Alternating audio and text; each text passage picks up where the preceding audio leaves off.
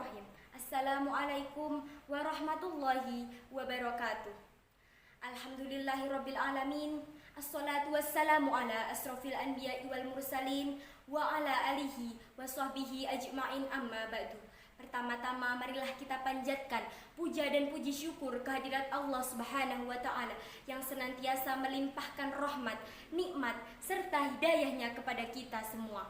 Kedua kalinya sholawat serta salam semoga tetap tercurahkan kepada junjungan kita Nabi Agung Muhammad sallallahu alaihi wasallam yang senantiasa kita harapkan syafaatnya di yaumul qiyamah. Amin ya rabbal alamin. Sebelumnya perkenalkan, saya Ihsanul Maulidia Anggraini dari SMK Negeri 1 Ponorogo. Di kesempatan yang berbahagia ini, izinkan saya berbicara mengenai generasi emas di bawah tuntunan Al-Quran. Membangun generasi emas yang dicintai Allah Subhanahu wa taala yang senantiasa bersandar kepada Al-Quran dan Sunnah adalah keharusan setiap keluarga yang beragama Islam. Hal ini karena untuk mewujudkan masyarakat yang aman, damai, dan tentram, maka hal yang terlebih dahulu harus dilakukan adalah manusia tersebut harus bisa memahami agama secara menyeluruh.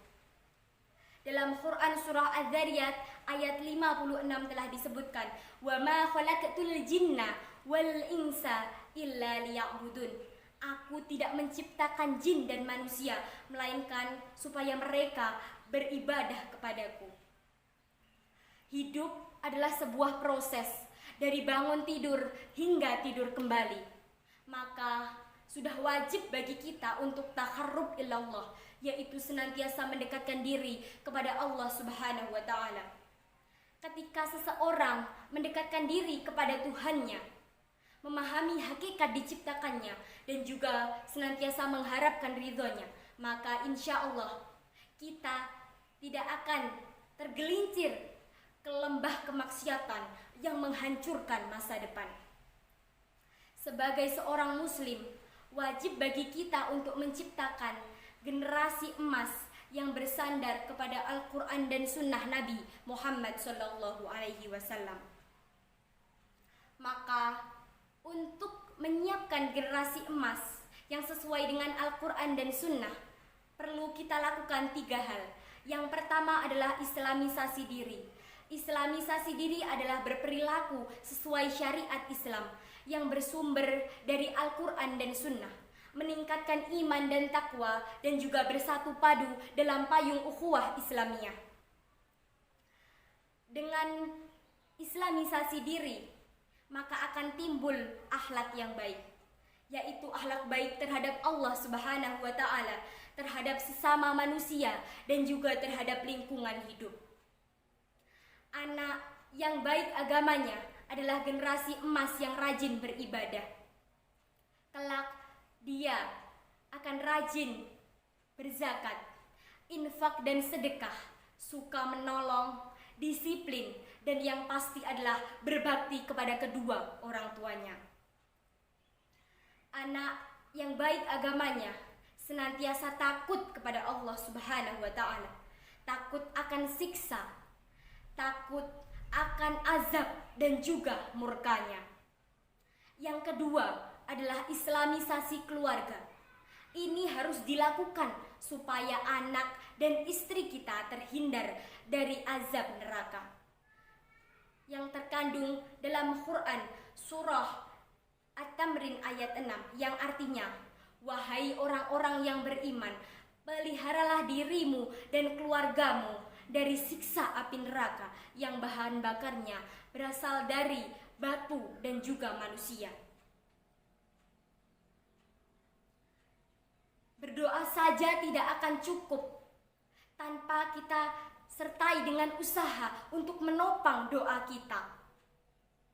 Maka yang harus kita lakukan adalah tetap beriman dan bertakwa kepada Allah Subhanahu wa taala.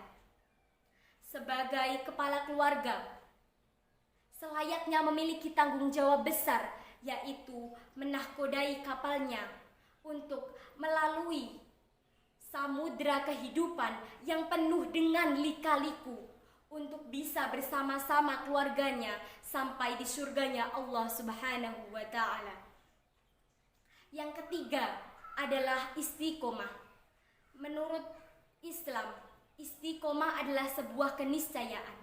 Maka kalian istiqomahlah terhadap islamisasi diri dan juga islamisasi keluarga. Karena setan tak akan henti-hentinya menggoda anak cucu Adam dimanapun dan kapanpun mereka berada. Sesuai janji setan dalam surah Al-A'raf ayat 17 yang berbunyi, "Tsumma la atiyannahum wa man baina aydihim wa min khalfihim wa an aymanihim wa an thamailihim wa la tajidu aktsaruhum syakirin." Yang artinya, kemudian aku akan datang dari depan, dari belakang, dari kanan, dan dari kiri mereka. Dan engkau tidak akan mendapati kebanyakan dari mereka bersyukur. Dengan 3 poin di atas, semoga bisa dijadikan rujukan untuk menciptakan generasi emas yang sesuai dengan Al-Quran dan Sunnah. Semoga yang saya sampaikan bisa bermanfaat bagi kita semua dan dapat kita terapkan dalam kehidupan sehari-hari. Tiada gading yang tak retak, begitupun dengan tutur kata saya, karena kesempurnaan hanya milik Allah Subhanahu wa Ta'ala. Bunga melati di pekarangan tumbuh cepat segera besar. Saya masih banyak kekurangan, maklum masih tahap belajar. Wa akhiran, thumma assalamualaikum warahmatullahi wabarakatuh.